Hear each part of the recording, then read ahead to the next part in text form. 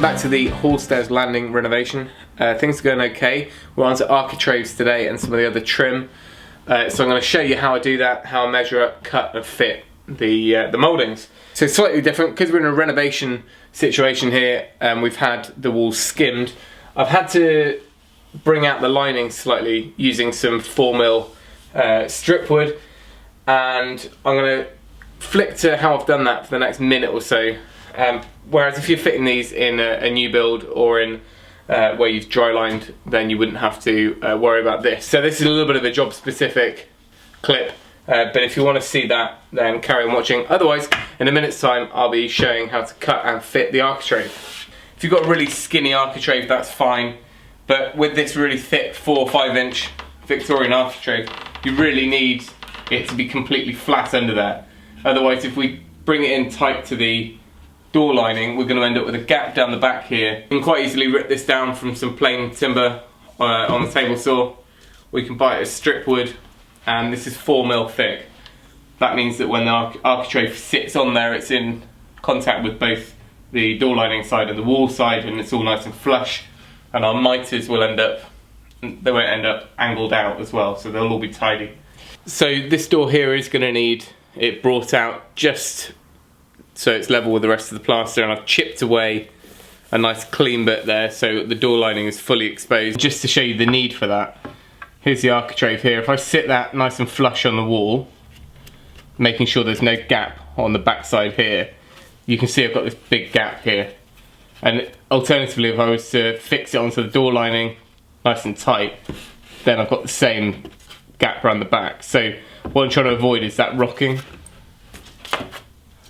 And that's why I'm going to fit these strip woods in here.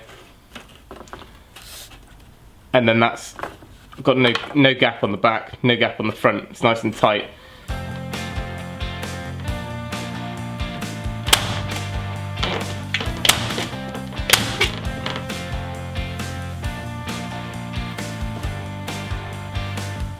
These little squeeze clamps are pretty handy for this sort of thing.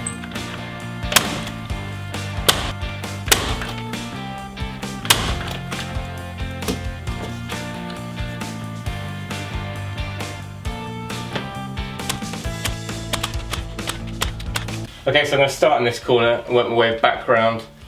The reason being that this architrave just fits between the lining and the wall there.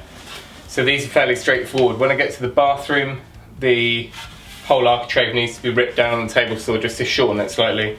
Okay, so the first job is going to be to measure up the opening, the lining, and we want to make sure we add on 3 or 4mm to the height.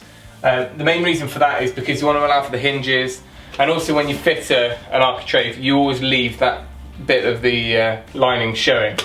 So what we'll do is we'll measure up, and I'm going to fit one piece at a time. You can do this all by pencil rather than tape measure. You could just hold up the piece of architrave and mark off. Because we've got that rounded bead on the end of ours, I'm going to measure and cut. Right, so I'm measuring down to floor level, not to the carpet, I'm going below that. And I want to measure our height, which we've got 198, and I'm going to add on 4mm at the top there. So 1984. Now it'd be simple to think you just measure one side, cut both sides at the same time, because they're obviously going to be the same, but actually in the real life, especially in older properties or where things have been moved around, you'll find that they're quite often different each side, so it's much better if you can do one piece at a time and work your way around. First job we want to do is square off the bottom of the architrave.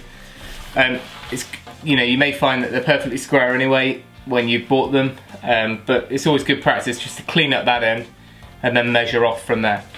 So we'll then take our measurement from the inside corner and mark on there. There's my mark, and I've just done a dash, and that just shows me the direction of cut. And it's not a precise angle, it's just so when I get to the mitre saw, I'm not going to make the mistake and cut the wrong angle.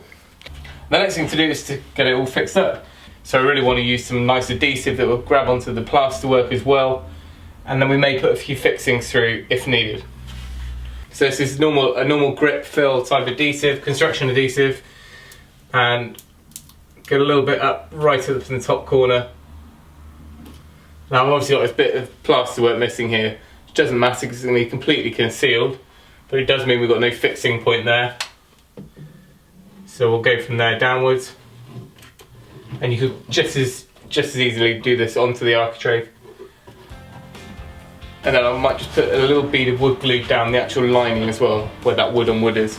This is going to dry clear, whereas that grip fill make a bit of a mess.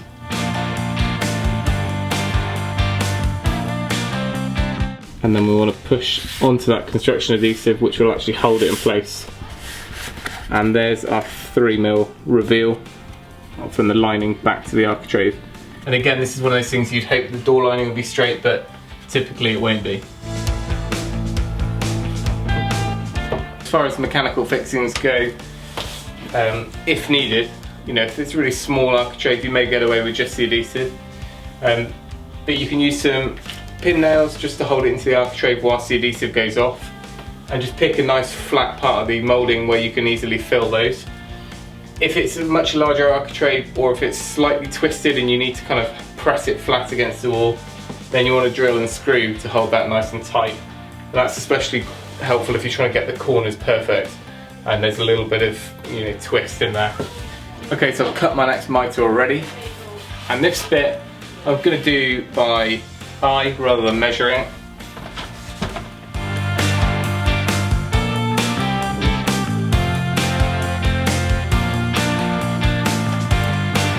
And you could use construction adhesive on the mitre itself, or because I've got wood glue here, I'm just going to use some wood glue on there, add along the lining.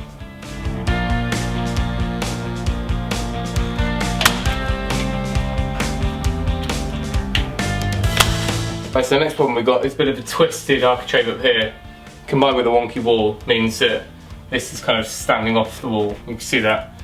So what I need to do is put a screw in the bottom left over this side, and then we'll screw this into a stud to kind of pull it in and pull the twist in. Right, so we've actually got a stud right in this top corner, and then we'll need to put one in, I guess, around here to counteract that. So we'll just use that bit as a counter thing. There you go. So that's taken the twist, that's really tight against the top now. There's no gap at all up there. And that's actually straightened out that corner. So hopefully our vertical side piece will go in now. We glue up the mitre, do it on top of this one.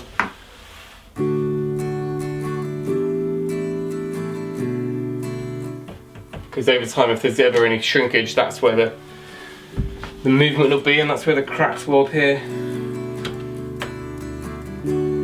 So we're tight down the wall now. There's no gap between the lining and it, and you can see this glue starting to squeeze out, which means that we've basically got contact all the way through the mitre.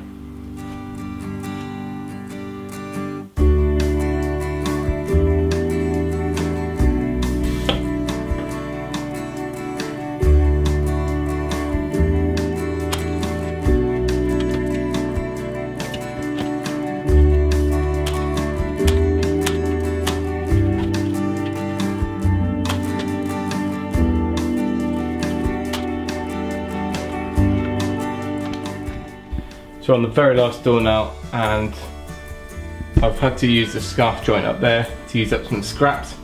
Down this side I haven't got enough space for a full width of architrave, so I've run a section through the table saw and I've taken off that square bit on the outside.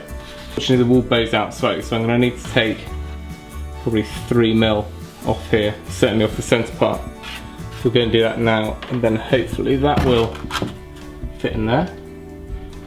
But all the rest of it's looking pretty good.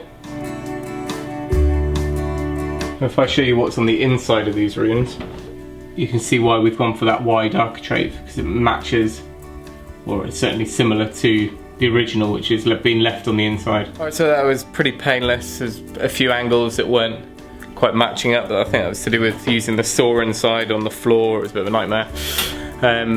We just stretched out the architrave. I literally have a pile of firewood left, nothing left. So as a guide, that seems to work. So kind of budget for 10-15% of kind of trimming, because each angle takes off a bit of extra material. So I'll give you a quick look around what I've done and then call it a night.